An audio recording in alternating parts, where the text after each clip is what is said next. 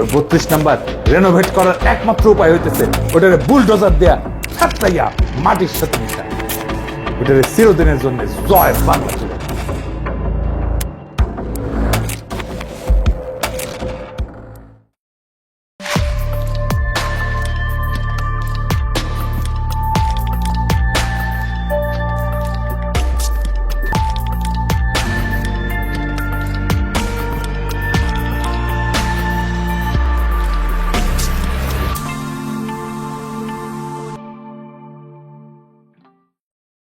ঈদ মোবারক। বাংলাদেশের সংগ্রামী ছাত্র জনতাকে আমার অভিবাদন। ফ্যাসিবাদের আতুর ঘর ধানমন্ডি 32 নাম্বার মাটির সাথে মিশা দেওয়া হয়েছে বুলডোজার দিয়া। শুধু ধানমন্ডি 32 নাম্বার না, সারা দেশে, সিলেটে, খুলনায়, বরিশালে, নানা জায়গায় ফ্যাসিস্টদের সহযোগীদের স্থাপনা গুড়ায় দেওয়া হয়েছে। এই সপ্তাহ ধরে চলুক ফ্যাসিবাদের চিহ্ন মুছার পালা।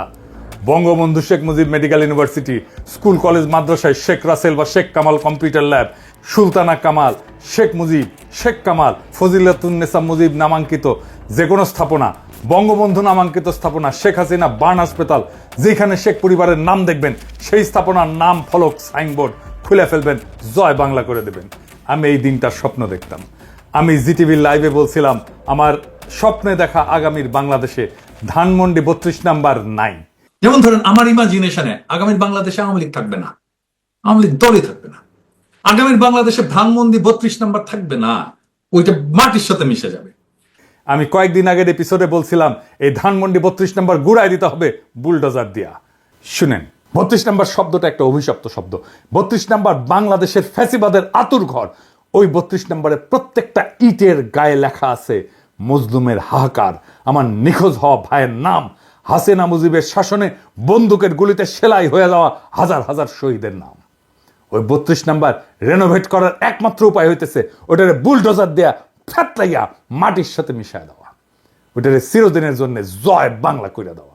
ওই কাজ আমরা করব, একদিন করব, আজ না হোক কাল করব। ওইটা রেনোভেট যে করতে আসবে তারও সানডে মানডে ক্লোজ করে দিব। ইনকিলাব জিন্দাবাদ। 5ই আগস্ট যেইভাবে আসছিল অকস্মাৎ, ঠিক সেইভাবে 6 মাসের মাথায় আর একটা অপ্রত্যাশিত ইতিহাস রচিত হলো। ধানমন্ডি 32 নাম্বার ধুলিস্যাৎ হয়ে গেছে। এইটা সাহেব পার্টি সং হবে, পার্টি সং। ভিডিও দেখান পিছে কেমনে জয় বাংলা হইতেছে। যদিও এই ভিডিওটা রেকর্ড করার সময় আধা ভাঙা হয়েছিল, আশা করি সকালে একেবারে পরিষ্কার হয়ে গেছে। সত্যি কথা বলতে কি, আমি নিজেও আশা করি নাই ধানমন্ডি 32 নাম্বার আসলেই মাটির সাথে মিশা দেওয়া যাবে, কিন্তু গেছে। এর রাজনৈতিক তাৎপর্য অপরিসীম। এর অর্থ এইটাই, বিপ্লবের আগুন এখনো নেভে নাই। আমাদের ফ্যাসি বিরোধী জাতীয় ঐক্য এখনো সজীব আছে। যখন গণরোষে খুনি শেখ হাসিনার বাবার বাড়ি আগুনের লেলিহান শিখায় পুড়তে পুড়তে এবং ভেঙে ভেঙে খান খান হইয়া যাইতেছিল, সেইখানে উচ্চারিত সবচেয়ে জনপ্রিয় স্লোগান ছিল 32 না 36, 36, 36, 36 দিয়ে 32 মুছে গেল। যারা এই কাজে প্রত্যক্ষভাবে অংশ নিছেন, যারা রাতে বুলডোজার, এক্সকাভেটর আর চালক পাঠাইছেন, আমি তাদের নাম বলতেছি না, এই গভীর রাতে নানা জায়গায় থেকে তাদের আমাদের কৃতজ্ঞতা, অভিবাদন, সালাম। এই কাজে কিছু অন্তরে আওয়ামী লীগেররা কষ্ট পাইছেন। সংবিধান সংস্কার কমিটির সদস্য ফিরোজ আহমেদ এই ঘটনায় উস্কানিদাতাদের বিরুদ্ধে ব্যবস্থা নিতে বলছে এতে ভারতের লাভ হবে। আবার দেখেন রাখাল রাহা, ওই যে কইছিলাম না, রাখাল রাহা সেও কইছে এতে নাকি ভারতের লাভ হবে।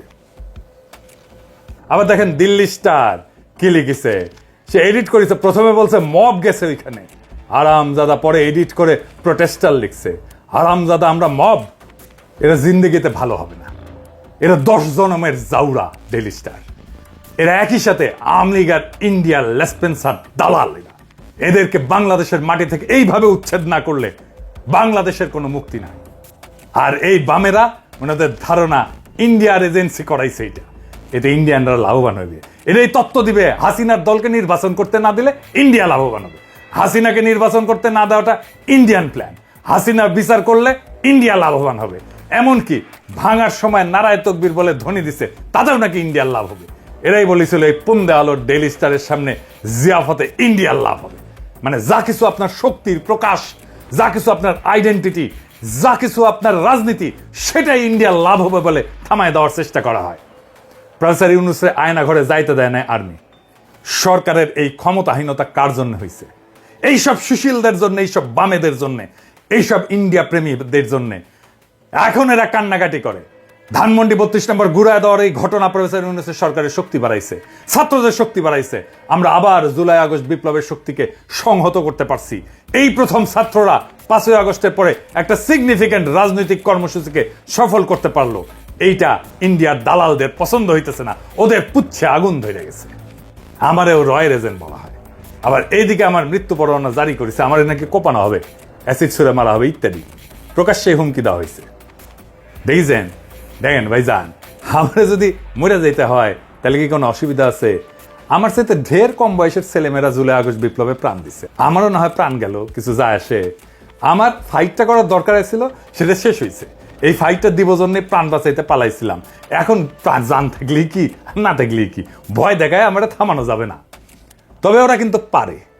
বাসন্তীর জাল পরা ছবি যে তুলছিল না ফটোগ্রাফার আফতাব সাহেব, অনেক দিন পরে তার অ্যাপার্টমেন্টে কুপায় মারছে। মেজর বজলুল হুদার ভাগ্নিরে গাড়ি চাপা দিয়ে মারছে। শুধু তো আওয়ামী লীগ না, সাথে আছে ইন্ডিয়া। ওরা নানা শয়তানি করার চেষ্টা করবে। হাত থাকলে কিছুই করতে পারবে না, আর না থাকলে কিছু কইরাও লাভ নাই, বুঝছাও। তাই ফিয়ামানিল্লাহ, দোয়া করবেন। এইবার দেখে নেই গতকাল সকালে কোন বার্তা দিছিলাম এই ঘটনা ঘটার আগে, শুনেন। আসসালামু আলাইকুম।